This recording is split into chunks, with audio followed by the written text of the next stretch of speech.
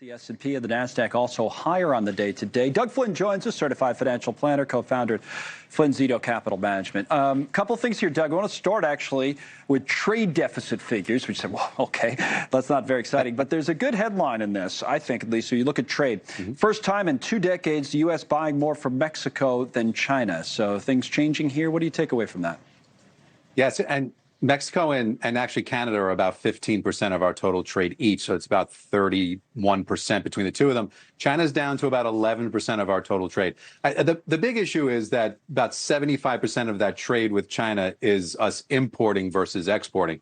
If it were 50-50, that's the goal. We're importing as much as we're exporting. That's clearly not the case with China.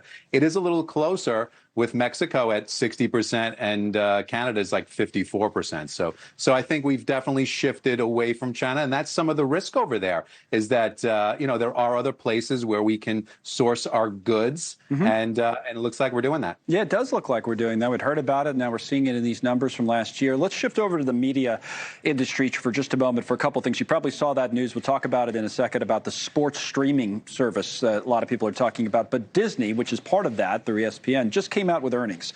I just looked at a couple of headlines. These are just coming out after the closing bell on Wall Street. Looks better than expected, but Disney Plus subscribers were down. This is the streaming service we're going to talk about in a second. And the revenue from that, though, was up, I guess, as they raised prices. But before we get into the streaming that they're going to get into in this joint venture, what about Disney as a standalone company from what we're just hearing? Do you like Disney?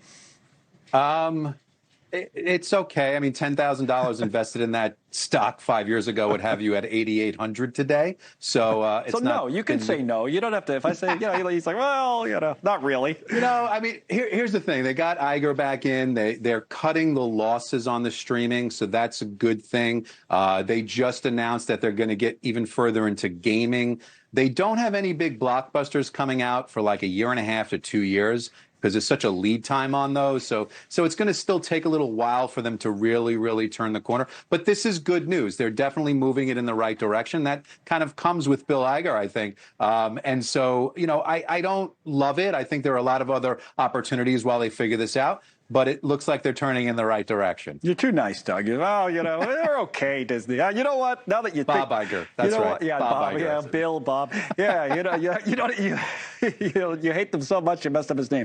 All right, this streaming service they're starting on the sports. That a lot of people are talking about that today, but maybe there's just people here in our newsroom because the idea behind this, when you see it, is that ESPN getting together, or well, I guess you could say Warner, Fox, and Disney, the parent companies getting together, but ESPN, Fox, Warner Brothers teaming up.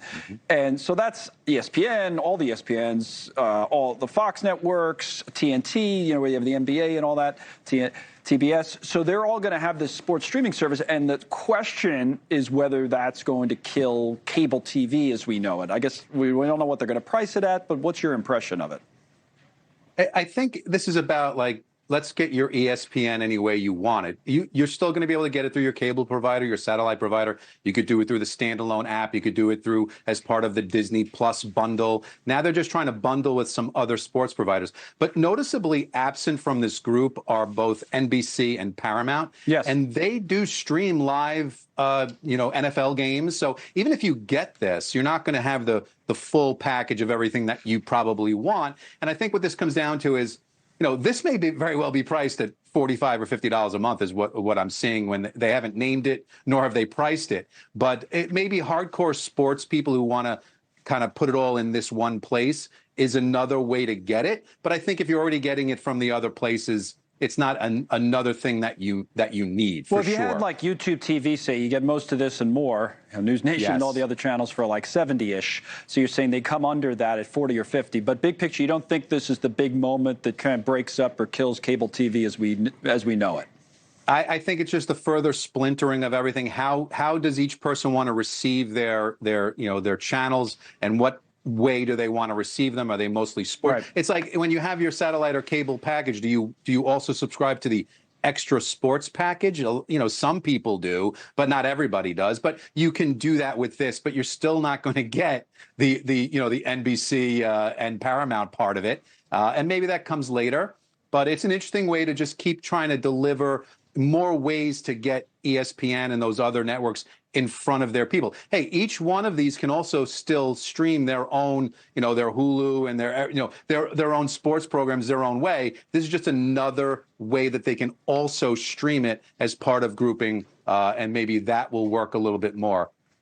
It's interesting. Well, definitely interesting to us, maybe because we have an interest, but I think for all people trying to figure out what they should get and what they shouldn't. Thank you, Doug, as always. Doug Flynn on all the business news, even Bill and Bob Iger at Disney. All right.